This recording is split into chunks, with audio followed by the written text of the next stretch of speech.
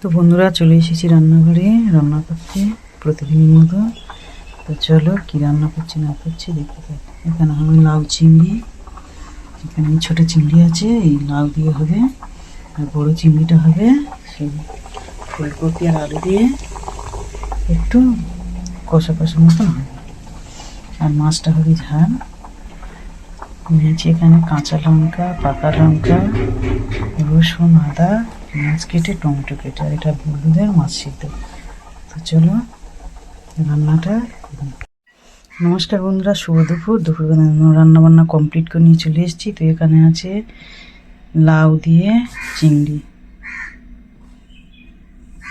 এখানে আছে মাছের ঝাল, ফুলকপি দিয়ে বড় চিংড়ি, ঠিক আছে, ছোটো চিংড়ি দিয়ে করেছি চচ্চড়ি লাউ, আর এখানে আছে বড় চিংড়ি, কত বড় বড় চিংড়ি। এটা ফুলকপি দিয়ে করেছি, ফুলকপি, আলু আর চিংড়ি।